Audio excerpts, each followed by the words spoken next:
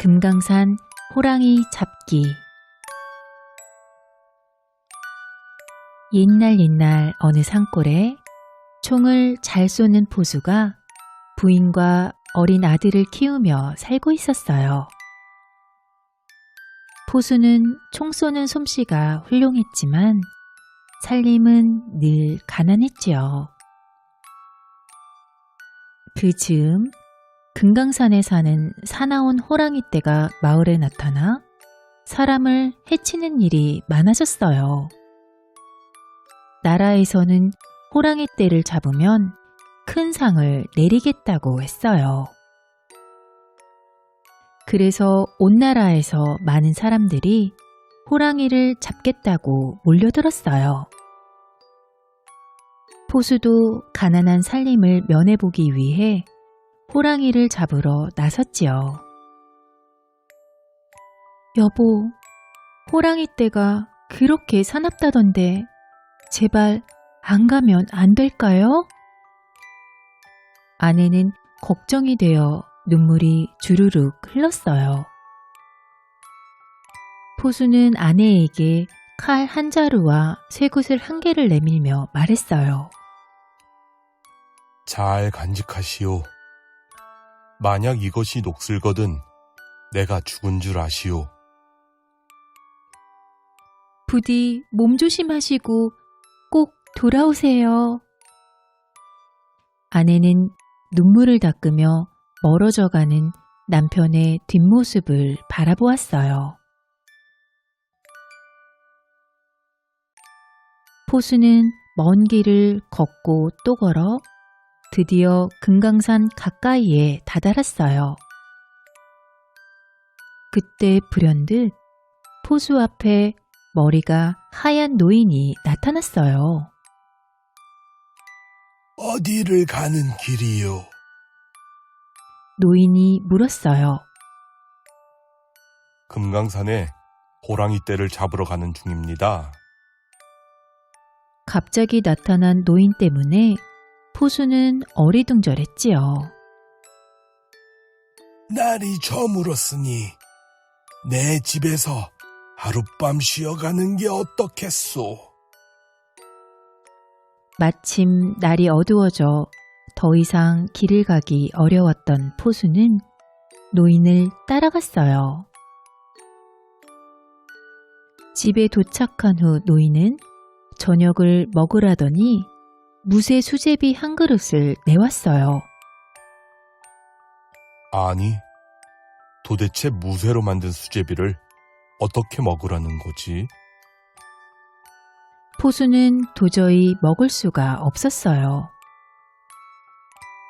이것을 본 노인이 싸늘하게 말했어요. 내일 날이 밝는 대로 즉시 내 집을 떠나시오. 노인은 호랑이를 잡으러 가는 사람을 시험해보는 귀신이었어요.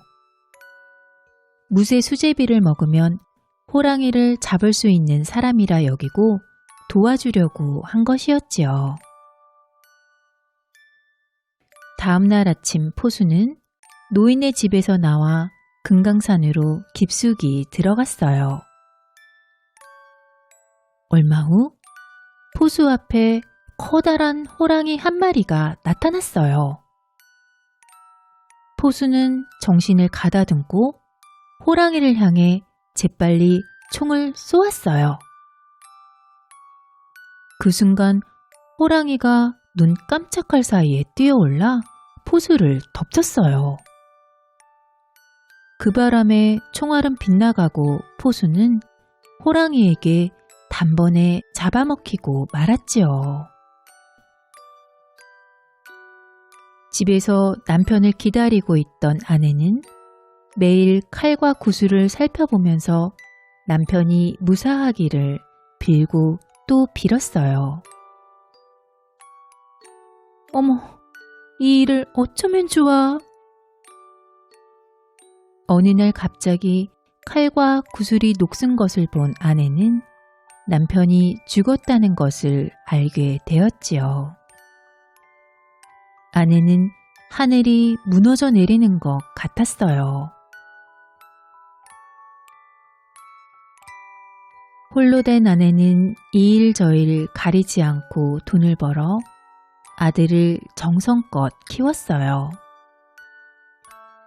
아들은 어엿하게 자라 어느덧 15살이 되었지요. 어느 날 동네 아이가 아들을 애비 없는 자식이라고 놀렸어요. 아들은 그 길로 달려와 어머니에게 물었어요. 어머니, 저는 왜 아버지가 없는 겁니까? 어머니는 남편의 불행이 아들에게도 이어질까봐 두려워서 이야기를 할 수가 없었어요. 그러나 아들이 막무가내로 조르며 묻자 어머니는 할 수 없이 입을 열었지요. 내 아버지는 금강산에 호랑이를 잡으러 갔다가 돌아오지 못하셨다. 아들은 아버지의 원수를 갚기 위해 1년 동안 무예를 기르며 총 쏘는 연습을 했어요. 어머니, 금강산으로 가서 아버지의 원수를 갚고 오겠습니다. 어머니는 아들의 앞을 막아서며 애원했어요. 안 된다. 너마저 이룰 수는 없다. 하지만 아들의 결심을 막을 수가 없었지요. 이것이 녹슬면 제가 죽은 줄 아세요. 아들도 칼 한 자루와 구슬 한 개를 어머니에게 맡기고 길을 떠났어요. 어머니는 자식마저 호랑이에게 이를까봐 걱정이 되어 몇 날 며칠을 통곡하며 울다 보니 그만 눈이 멀고 말았어요. 아들은 며칠을 걸어 금강산 가까이에 다다랐어요. 그때 백발 노인이 나타나 어디 가는 길인지 물었지요. 날도 저물어 가는데 내 집에서 하룻밤 묵고 가게나. 말씀은 감사하지만 저는 머뭇거릴 시간이 없습니다.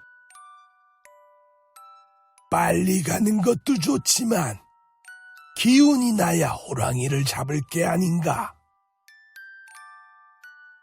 노인이 간청하여 아들은 노인의 집으로 함께 가게 되었어요. 노인은 저녁으로 무쇠수제비를 한 그릇 내왔어요. 한 그릇 더 주실 수 있습니까? 아들은 무쇠수제비를 맛있게 먹고 한 그릇 더 달라고 부탁했어요. 아들은 무쇠수제비를 아작아작 씹어 먹을 만큼 힘이 엄청난 장사였어요. 노인은 아들이 무쇠수제비를 단번에 2그릇이나 먹는 것을 보고 고개를 끄덕끄덕 했어요. 내일 날이 밝으면 호랑이 잡으러 가는 길을 알려주겠네. 다음 날 아침 노인은 아들에게 길을 가르쳐 주었어요. 이 길을 따라가다 보면 바위 위에 호랑이 한 마리가 앉아있을 게다. 그 호랑이가 뒤로 돌아설 때 총을 쏘거라. 노인은 아들이 가지고 있는 총보다 더 좋은 총을 내주었어요. 노인이 알려준 대로 길을 가다 보니 과연 호랑이가 바위 위에 앉아 있었지요. 어디를 가는 사람이냐? 아버지를 찾아 산속으로 들어가는 길이다. 나도 산속으로 가려던 참인데 친구하며 같이 가자. 내가 앞에 가거라. 나는 뒤따라가겠다.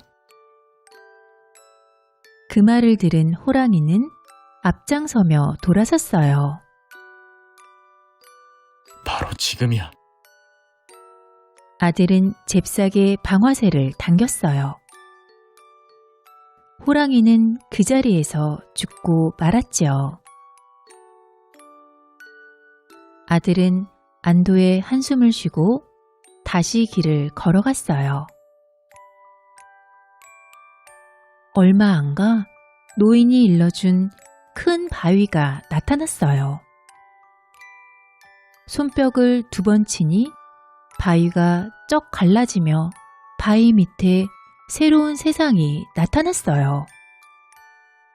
그곳에는 호랑이 수천 마리가 떼를 지어 살고 있었지요. 오늘을 기다려왔다.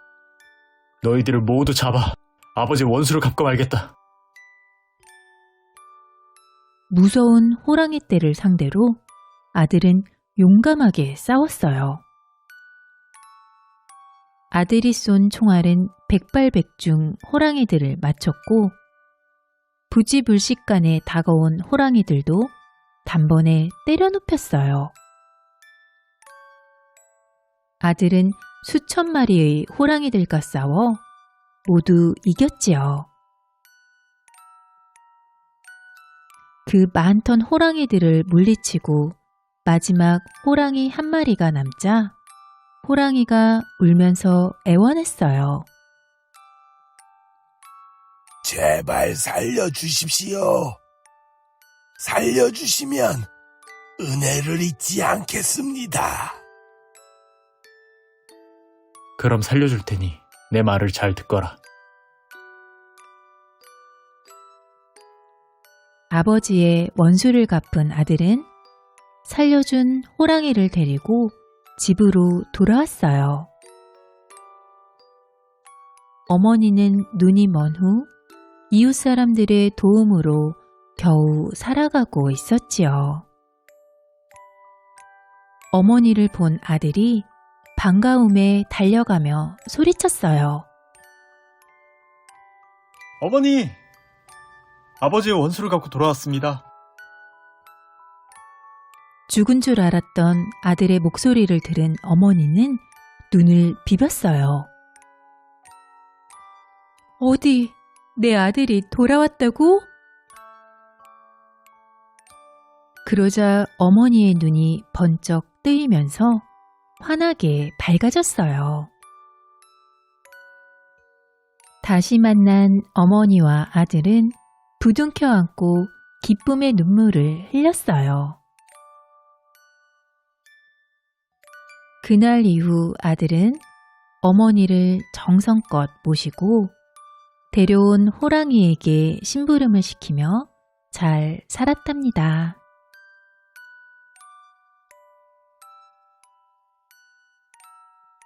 재미있게 들으셨나요? 꿀잠 자는 편안한 밤 되세요.